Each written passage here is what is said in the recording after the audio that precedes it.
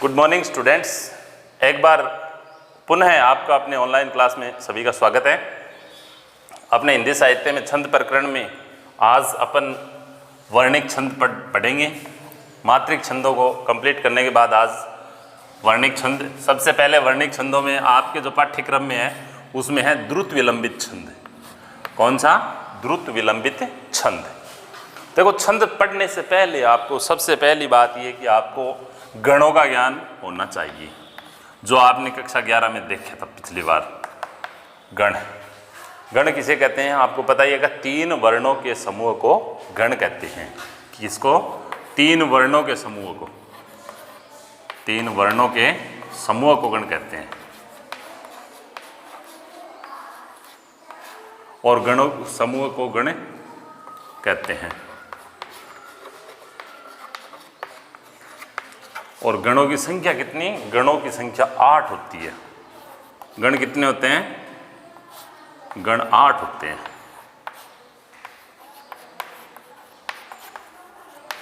अब अपन देखेंगे, जो आप अपने जो काव्य शास्त्र में सूत्र चलता है उसके आधार पर, ये माता राजभान से लगा, राजभान से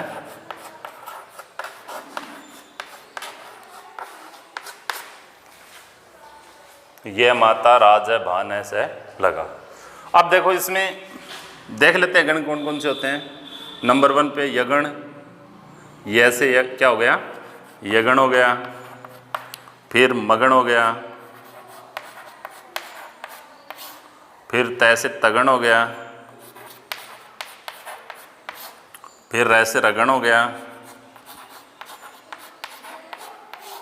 उसके बाद जय से जगण हो गया। उसके बाद भय से भगण हो गया। उसके बाद नय से नगण हो गया। और अंतिम हो गया सगण। ये हो गया सगण। अब लास्ट के दो शेष रह गए, क्योंकि तीन वर्णों का आगे समूह बन नहीं रहा है, इसलिए वो दोनों अंत में क्या हो जाएंगे? लघु गुरु हो जाएंगे। देखो, इनकी मात्राएं देख लो।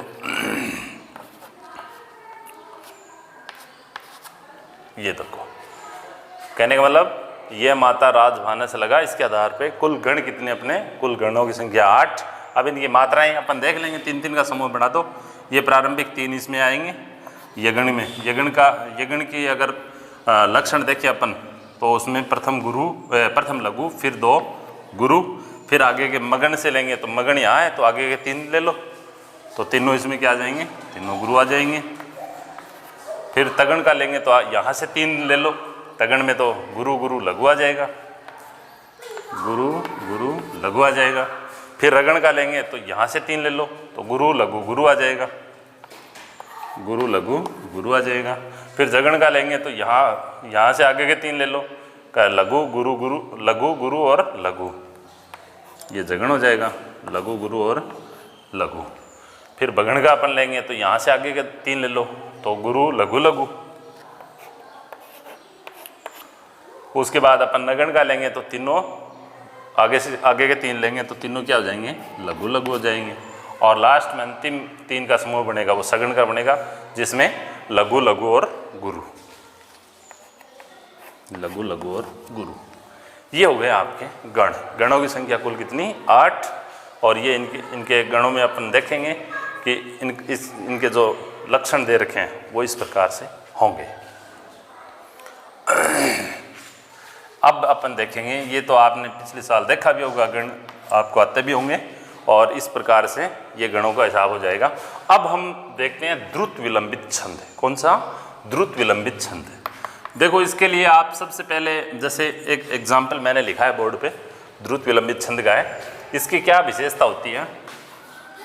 आप नभो बरो याद रख लो, नभो बरो, द्रुत विलंबित नभो बरो, द्रुत विलंबित नभो बरो। कहने का मतलब न से नगण, भय से बगण, भय से भगण और रह से रगण। अब देखेंगे अपन, पहले इनकी मात्रा लगा देते हैं, उससे पता चल जाएगा। गुरु लघु और गुरु।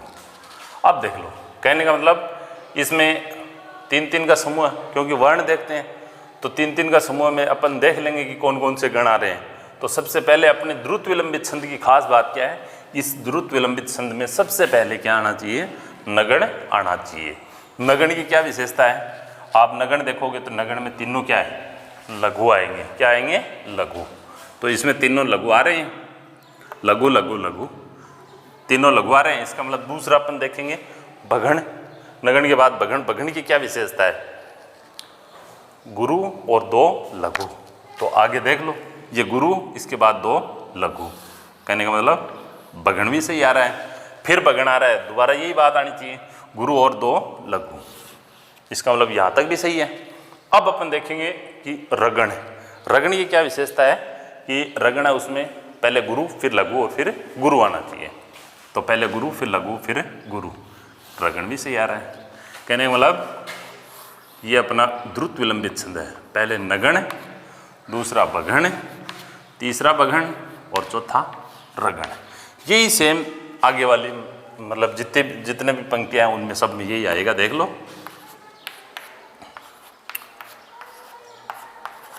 ये आएगा पूरा, तीनों लघु लघु, फिर गुरु लघु लघु, फिर गुरु लघु लघु, फिर गुरु लघु और गुरु।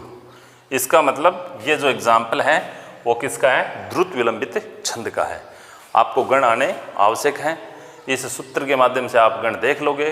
गण 3 वर्णों के समूह को गण कहते हैं। गणों की संख्या कितनी, 8 होती है और ये 8 गण अपने, ठीक है। और उसके बाद जो द्रुत विलंबित छंद आपके पाठ्यक्रम में, उसकी विशेषता क्या है, नभो बरो, ठीक है।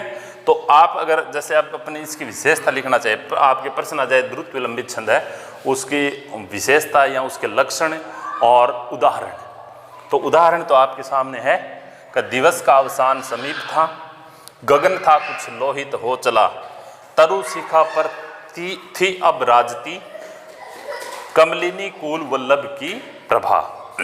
और अब इस उदाहरण के साथ आपको क्या लिखनी होगी, विशेषता लिखनी होगी, जिसमें सबसे पहली बात क्या है, यह है, क्योंकि सेम सब में यही नभो बरो आ रहा है, ठीक है। तो यह एक समवर्णिक छंद है।